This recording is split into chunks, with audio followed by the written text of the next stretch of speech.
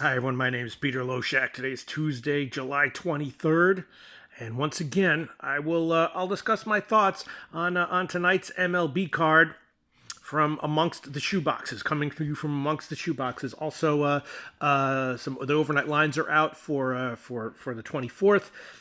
Wednesday, it's 4 o'clock Eastern time right now, so that's good. I can discuss those as well. Of course, on tonight's card, there were my two favorite plays were lines where that moved significantly from the overnight line. Kind of obvious plays, they might be obvious plays to the public and a lot of Twitter. I'm assuming is going to be all over and might still be sharp plays nonetheless. But let's get into it.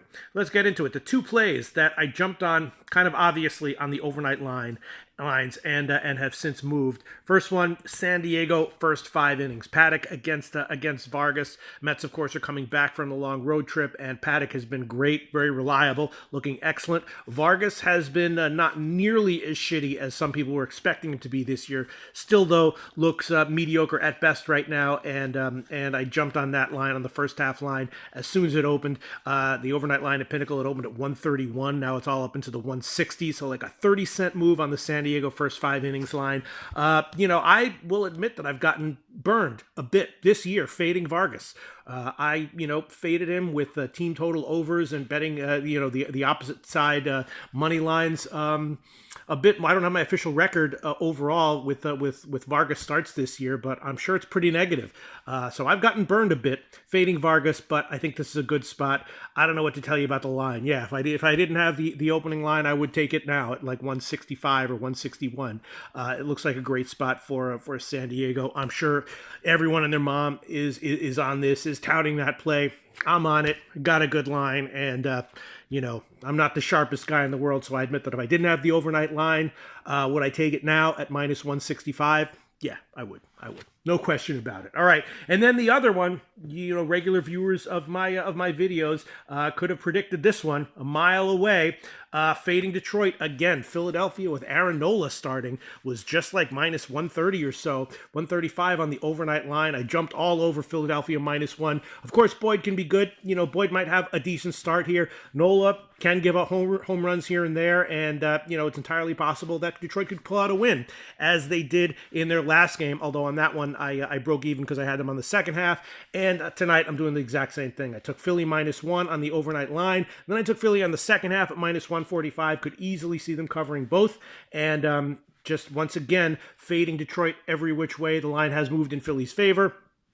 Again, Boyd is a quality starter. Philly does have a habit of letting down as a big favorite in situations like this, but I took it.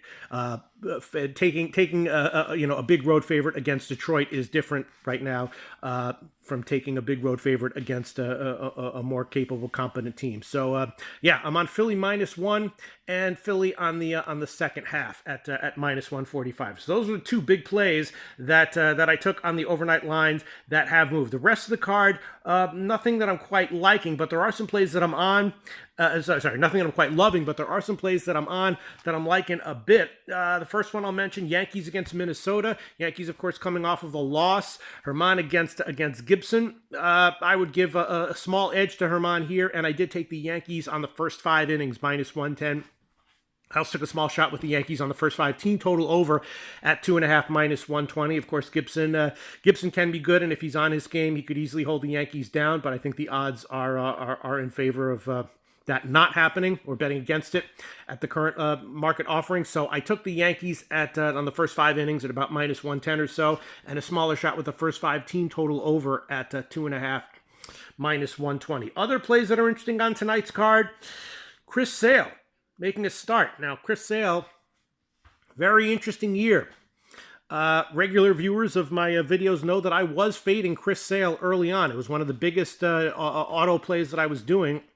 And that, I've pretty much been doing that all season long. His last start was good.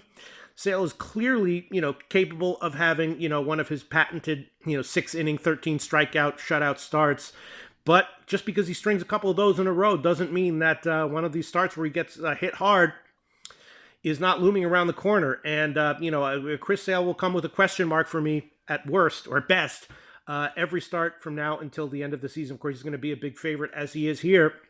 So I took a couple of shots here. I did take Tampa Bay on the money line. I took Tampa Bay on the second half at plus 140 in case Sale does have a strong 5-inning start. And I also took the second half over 3 at minus 130. Tampa Bay's actually been a pretty strong over-trending team on their second halves at home this year. And, of course, Boston has that lineup. 3 is a relatively low number here, of course, considering these lineups. So that's the way I played this one. I did take a shot with Tampa Bay on the full game, a bigger shot with Tampa Bay on the second half at plus 140, and a shot with the second half over 3 at minus 130. An interesting situation, and that's how I played it.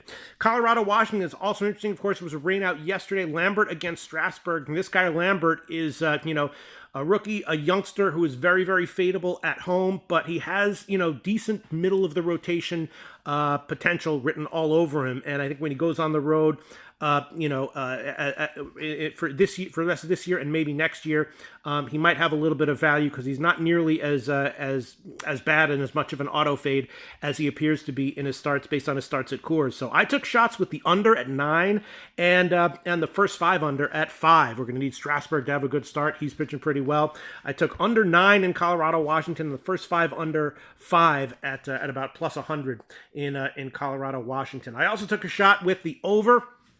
First 5 over in St. Louis, Pittsburgh. Archer against Hudson. Archer, vulnerable, but getting strikeouts now, and Pittsburgh hits righties, better than St. Louis hits righties. So even though I've been generally looking to fade Archer in one way or another, start in and start out, I'm not sure that he's that much worse, if much worse at all, for this start than we can expect from Hudson. So I just took the first 5 over. 5 at about minus 115, St. Louis and Pittsburgh. Modest bet there, but that's a fade of both Archer and Hudson. I do think one of those guys will have an off night and give up a couple home runs. And first 5 over 5, St. Louis and Pittsburgh. Let's see, what else do we have here? Cleveland-Toronto is very interesting. I did take a small shot with Toronto on the second half at plus 150, I think I got. 150 or 160. Cleveland, obviously the better team.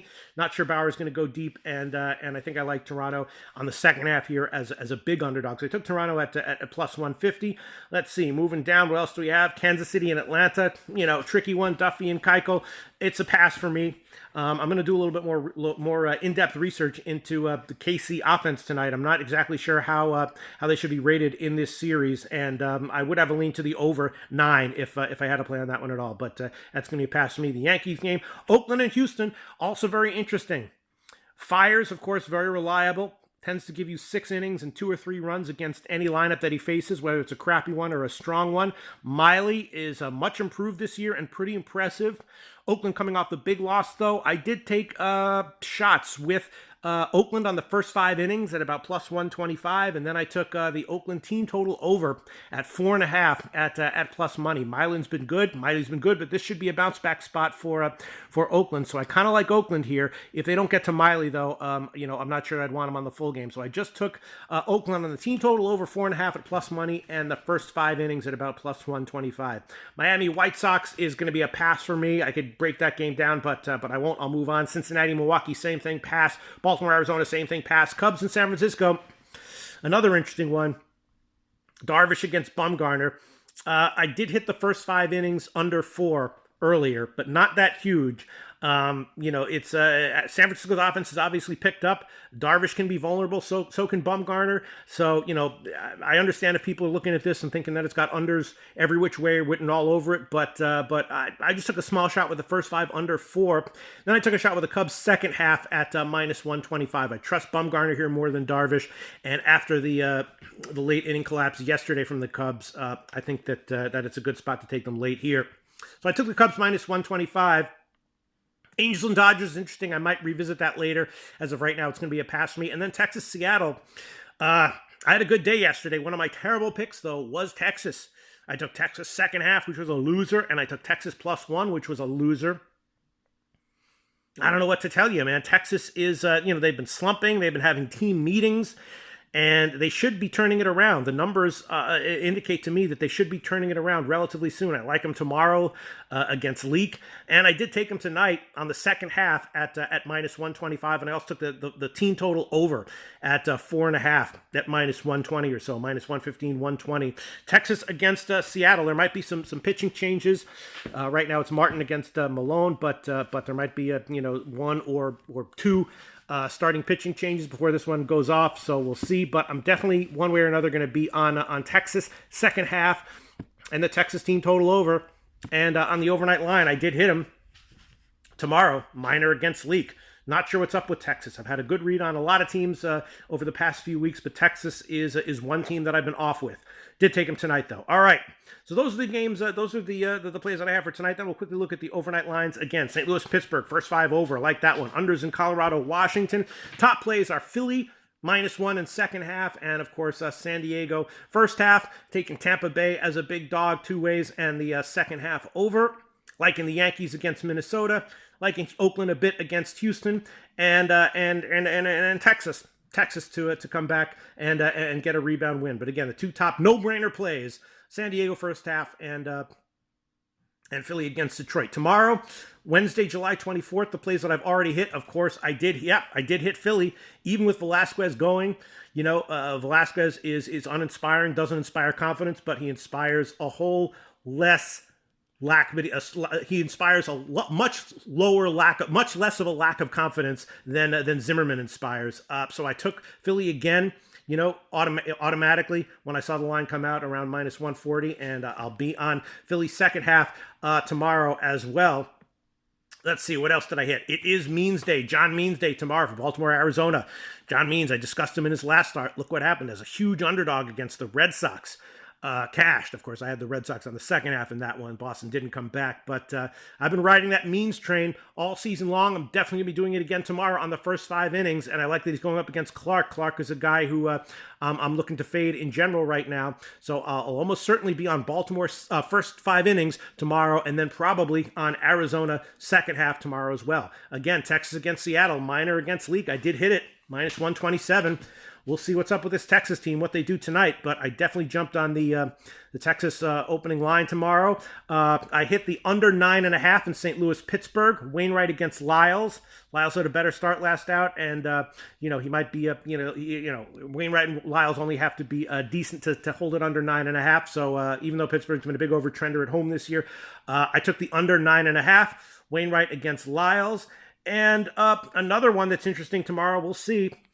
Miami against the White Sox. This guy, Zach Gallen, a guy who I'm expecting good things from, going up against Lopez, who has had a couple of nice starts in a row. So I'm definitely going to be thinking about unders tomorrow. First 5 under, and maybe Miami on the first 5 innings, something like that. But that's what I'm thinking about. Yankees, Minnesota, Happ against Odorizzi is very interesting. I'm thinking about overs in that one for sure. Rest of the card, a little bit more questionable. And wondering if Verlander, I'm going to look into that one a little bit more as well, but Oakland, a huge underdog against Verlander. Of course, I faded Verlander with Texas in his last start and got burned there, but maybe that was more a matter of Texas just being in a funk than for Verlander not being as vulnerable as my stats indicate he is. So this might be a much tougher assignment for Verlander against Oakland, and I might be all over Oakland tomorrow with team totals and big underdog lines. But as of right now, on the overnight lines, the only plays I definitely hit: Philly over Detroit. I hit Texas over Seattle. I hit the under in St. Louis, Pittsburgh, and I'm definitely be looking to get on Baltimore first 5 innings tomorrow, and then Arizona on the second half tomorrow. And I'll probably have a bunch of other plays for tomorrow's card as well. But that's it for now. That's all I got.